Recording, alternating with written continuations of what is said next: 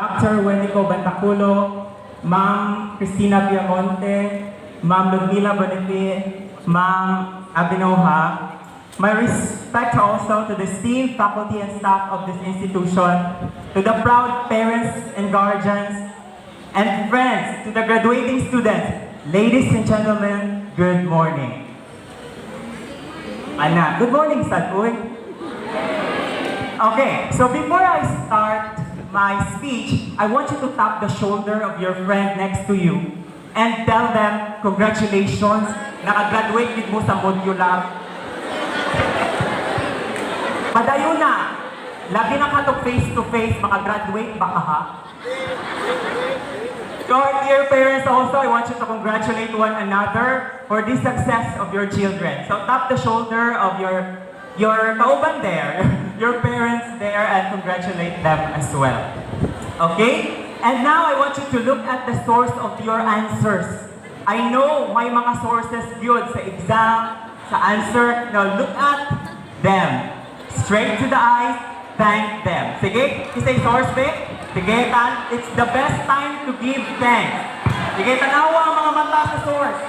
Kaya sige na nagsundog ni Kuban.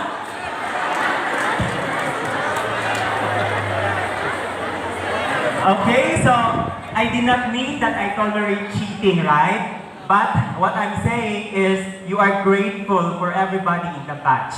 Okay? So before I start my 3-hour speech, 3-hour ni parents, so ang mga lechon, pumabahaw na, taga-hello sigra, ipadala.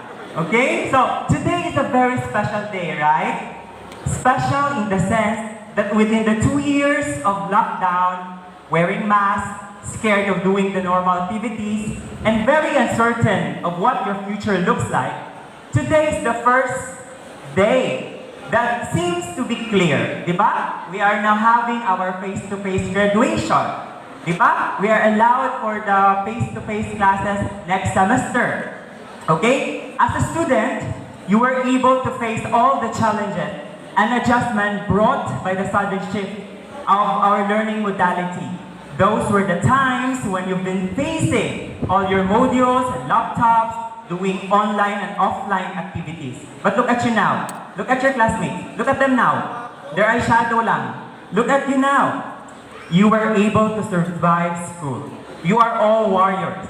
It amazes me how you young individuals in front of me right now, in front of us, are ready to be transformed, victorious, and be motivated. Okay? So, now, I want you to ask your friends at your back. Friends, sa likod na po, kaya para makuha ang inyong mga kuan-kuan diha. Friends, what are you planning after today? Ask them. Ang uban, mitubag tali og mag-red horse for 1 week. Ang uban, magtubag for 1 month. Diba?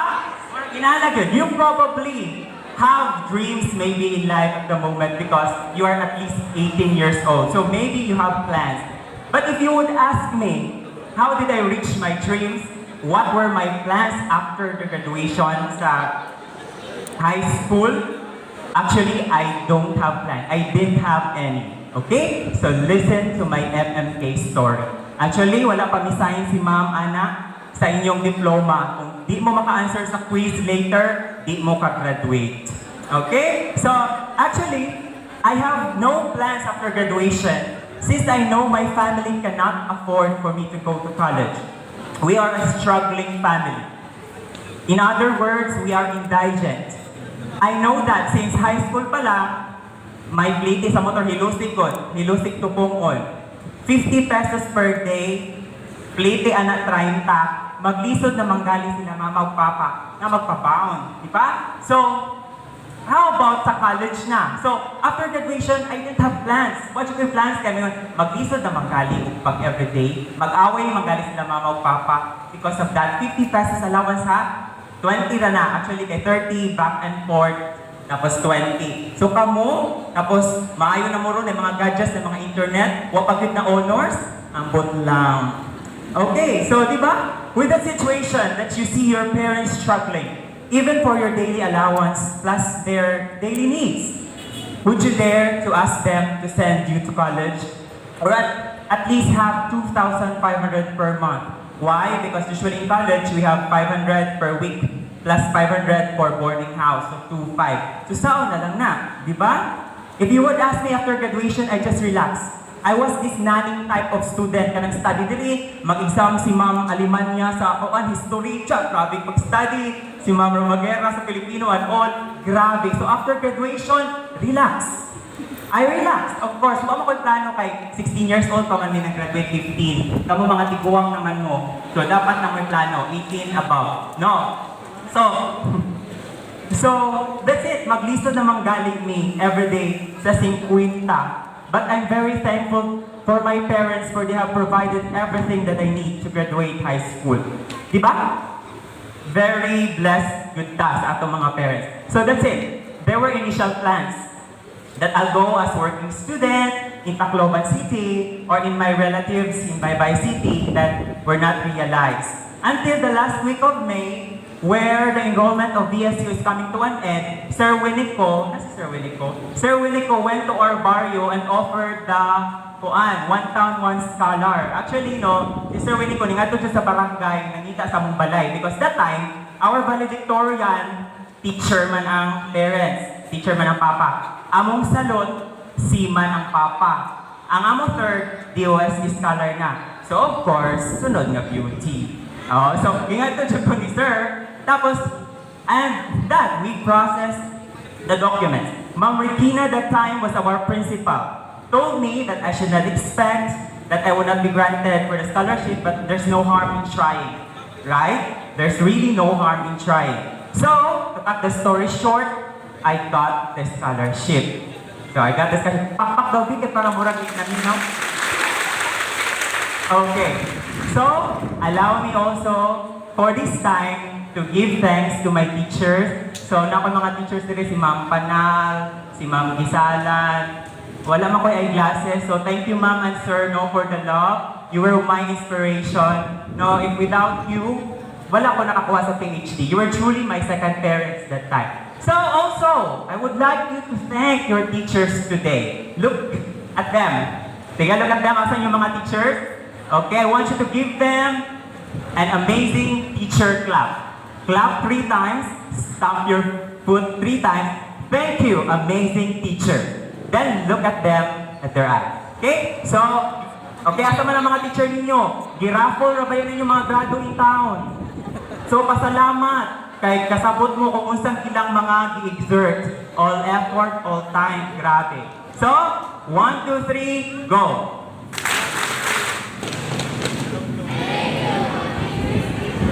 Diba? Plastic. So let's continue.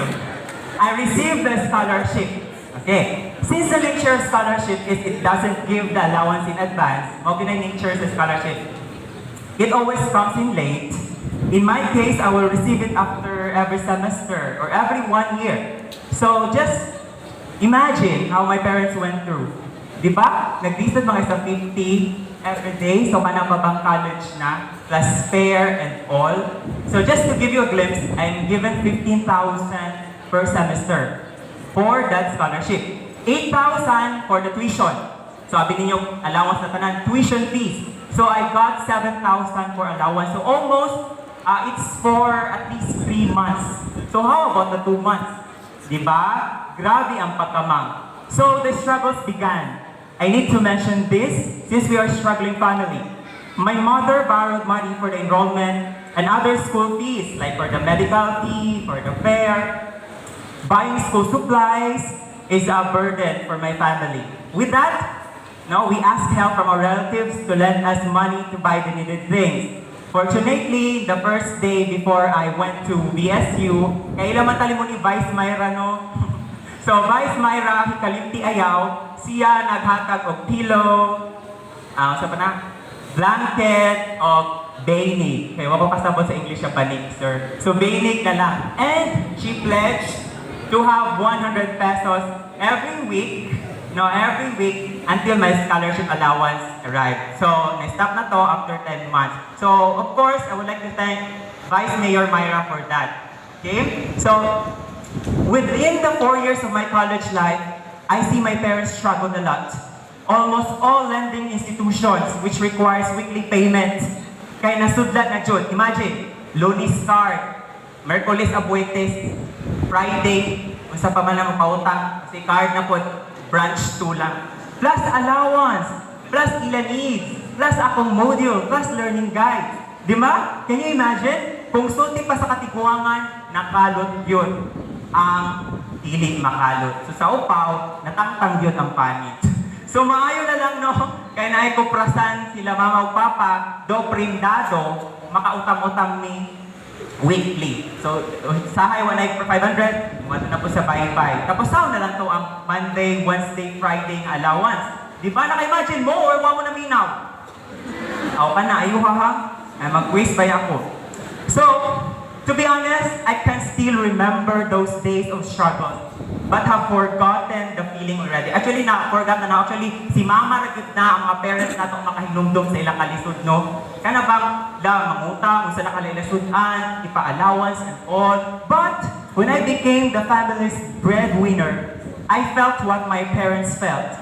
I feel that they may have skipped a meal just to provide me with good education. I felt that they must have skipped their happiness to provide me with what I needed. So, I even remember na nangatumi sa mong suki, nara ko sa gawas, gingnan man si mama nga, paunda nga na, kay di man ka makaako, sige na kagnari every week. So, ako po nga nasa gawas na yung ko, bantay lang yung sunupon, tamang pinigpalay pag madato ko. Pero wapa man, suwa pa nasunog.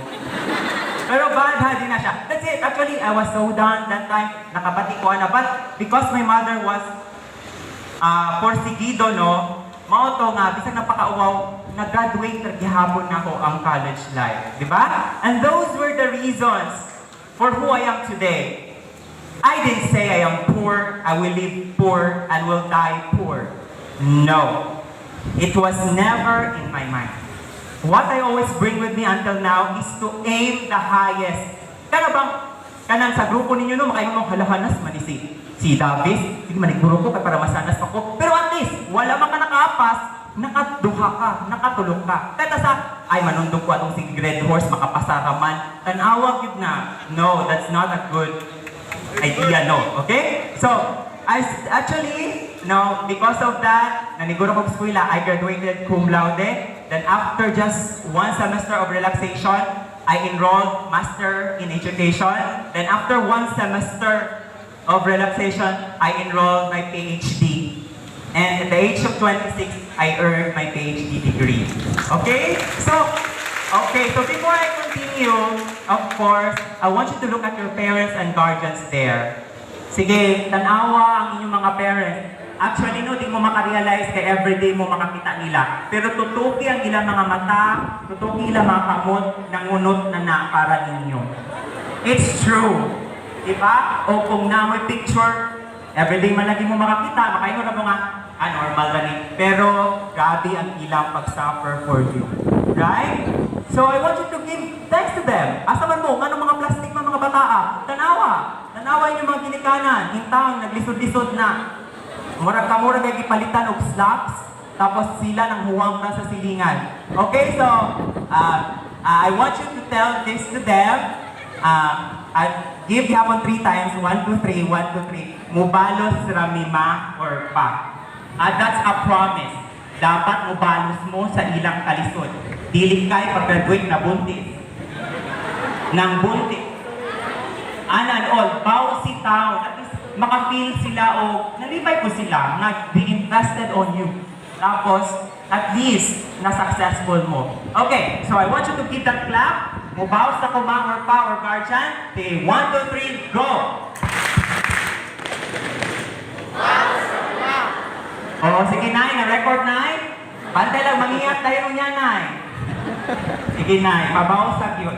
And also to the parents, please tell them every day that you love them nga mo ninyo gibuhat para makonsensya po, no? Para makonsensya po. Okay. So actually, taas pa kayo stories in life pero si Ma'am Lorili, manggod yan ang 10 minutes. But before I end, I want you to ponder on these four things and serve as your takeaways for this graduation day. These were also my principles, are also my principles that I lived on. And I believe that it helped and honed me a lot of what I am today. And of course, I will sing. So pakpak ha, lyric, di mo support ang microphone mo. Okay, so when you think that after today, this is the first thing that you should remember, that when you think after today, you will be lost because you don't know. If your parents can afford, for you to go to college, then may bukas pa. Ikaw kanta, Serving? Sa iyong buhay, tutulungan ka ng Diyos. Taas na, pakpak, ako pakpak. Okay, good. Yes. If you want it, if you pray for it, God will give it to you. Ha? Kung nakapasar mo scholarship, isa nakapasar mga scholarship. Very good. Isa nakapasar sa mga state universities. In state universities, we have free tuition and miscellaneous, so mga allowance. Very good. So kung mga pobrita, pag working student, pangita sa inyong mga kailangan, mga arangan.